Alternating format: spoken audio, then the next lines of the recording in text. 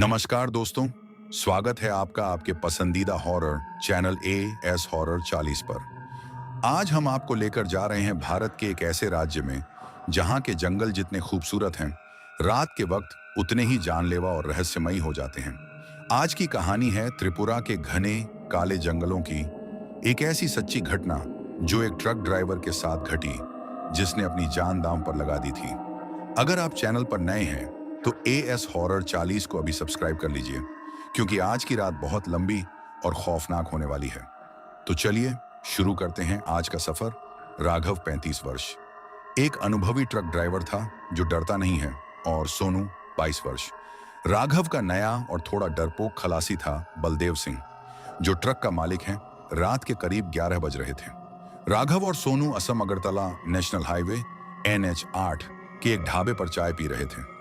तभी राघव के फोन की घंटी बजती है। स्क्रीन पर मालिक बलदेव सिंह का नाम चमकता है। बलदेव सिंह की आवाज में थोड़ी घबराहट और जल्दबाजी थी। वह कहता है, राघव, तुम इस वक्त कहाँ हो? देखो, एक बहुत जरूरी काम आ गया है। त्रिपुरा के चुराईबारी रेलवे स्टेशन पर एक मालगाड़ी से मेरा कुछ बहुत ही कीमती और सीक्रेट सामान उतरा है। वो कुछ बड़े लकड़ी के बक्से हैं जिनमें मिलिट्री या किसी रिसर्च का पुराना सामान है। तुम्हें तुरंत स्टेशन जाना है, सामान लोड करना है और सुबह होने से पहले उसे अगरतला के गोदाम में पहुंचाना है। याद रखना, रास्ता छोटा वाला लेना जो सीधे जंगल के बीच से होकर जाता है। राघव थोड़ा हिचकिचाता है, क्योंकि रात के वक्त त्रिपुरा के उन अंदरूनी जंगली रास्तों से गुजरना खतरों से खाली नहीं था। वहां उग्रवादी, जंगली जानवर और कुछ ऐसी शक्तियां थीं जिनके बारे में केवल अफवाहें सुनी थीं। लेकिन मालिक का हुक्म और भारी बोनस की लालच में राघव हां कर देता है। रात के 12:30 हो रहे थे। उनका 12 चक्के का बड़ा ट्रक चुराईबारी रेलवे स्टेशन के माल गोदाम के पास रुकता है। स्टेशन पर अजीब सा सन्नाटा था। केवल एक लाल बत्ती जल बुझ रही थी। वहां कुछ अजीब से दिखने वाले कुल्ली पहले से ही बक्से लेकर खड़े थे। वे लोग आपस में किसी अजीब पुरानी ककबरक या किसी पुरानी भाषा में बात कर रहे थे, और उनके चेहरे पीले पड़े हुए थे। जब बक्से ट्रक में लोड किए जा रहे थे तो राघव ने ध्यान दिया कि बक्सों पर अजीब से प्राचीन निशान बने हुए थे, और उन पर लोहे की मोटी जंजीरें लिपटी थीं। एक बूढ़े कुली ने ट्रक के पास आकर राघव के कान में धीरे से कहा, बाबूजी, आज अमावस की रात है, जंगल के रास्ते से मत जाना। वो बक्से, वो सिर्फ सामान नहीं है। लेकिन सोनू ने उस बूढ़े की बात को बकवास समझा, और राघव ने भी ट्रक स्टार्ट कर दिया। रात के 1:30 हुए। ट्रक ने मुख्य हाईवे छोड़ दिया और उस पतले, उबड़-खाबड़ रास्ते पर मुड़ गया जो त्रिपुरा के सबसे घने जंगलों जैसे तृष्णा या गुमटी के अंदरूनी हिस्से से होकर गुजरता था। जंगल इतना घना था कि ट्रक की हेडलाइट की रोशनी भी पेड़ों के पत्तों को चीर नहीं पा रही थी। हर तरफ केवल झींगुरों की आवाज थी। अचानक मौसम बदलने लगा। भयंकर कोहरा छा गया, जिससे सामने का दिखना बंद हो गया। ट्रक के केबिन का तापमान अचानक बिल्कुल ठंडा हो गया। सोनू की कंपी छूटने लगी। तभी ट्रक के पीछे, जहां बक्से रखे थे, से एक जोरदार की आवाज आई। ऐसा लगा जैसे किसी ने अंदर से बक्से को पीटा हो। राघव ने गाड़ी रोकी। दोनों टॉर्च लेकर पीछे गए। बक्से वैसे ही बंधे थे, लेकिन उन जंजीरों पर बर्फ जमी हुई थी। रात के 2:45 हो चुके थे। राघव को एहसास हुआ कि वे पिछले 1 घंटे से एक ही मोड़ से बार बार गुजर रहे हैं। मील का पत्थर बार बार वहीं दिखा रहा था, अगरतला, 80 किलोमीटर। तभी हेडलाइट की रोशनी में उन्हें सड़क के बीचों बीच एक साया दिखा। एक औरत त्रिपुरा की पारंपरिक पोशाक पहने पीठ करके खड़ी थी। राघव ने जोर से हॉर्न बजाया, लेकिन वह हिली नहीं। जैसे ही राघव ने ट्रक को साइड से निकालने की कोशिश की, उस औरत ने अपनी गर्दन पूरी 180 डिग्री घुमाकर ट्रक की तरफ देखा। उसका चेहरा पूरी तरह से जला हुआ था और आंखें कोयले की तरह काली थीं। सोनू चीख पड़ा। राघव ने घबराकर एक्सीलेटर पर पैर दबा दिया। ट्रक उस साए को चीरता हुआ आगे निकल गया, लेकिन डर अब केबिन के अंदर बैठ चुका था। रात के 3:30 हुए। ट्रक का इंजन अचानक गर्म होकर बंद हो गया। मोबाइल का नेटवर्क पूरी तरह गायब था।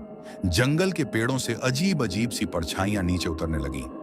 तभी ट्रक के पीछे से जंजीरें टूटने की आवाज आई। वो बक्से अपने आप खुलने लगे थे।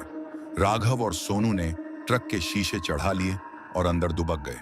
तभी ट्रक के छत पर किसी के भारी कदमों से चलने की आवाज आई। खिड़की के शीशे पर एक सड़ा हुआ, खून से लथपथ हाथ आकर चिपका।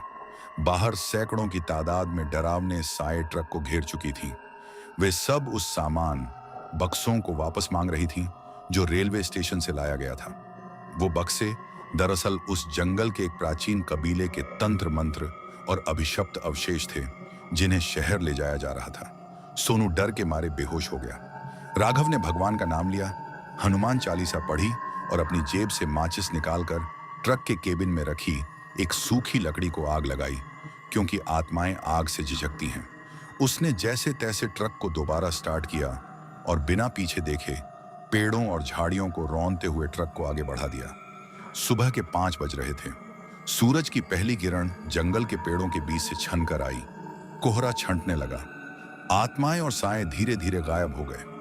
ट्रक आखिरकार जंगल से बाहर निकलकर अग्रतला की सीमा पर पहुंच चुका था। राघव और सोनू की जान में जान आई।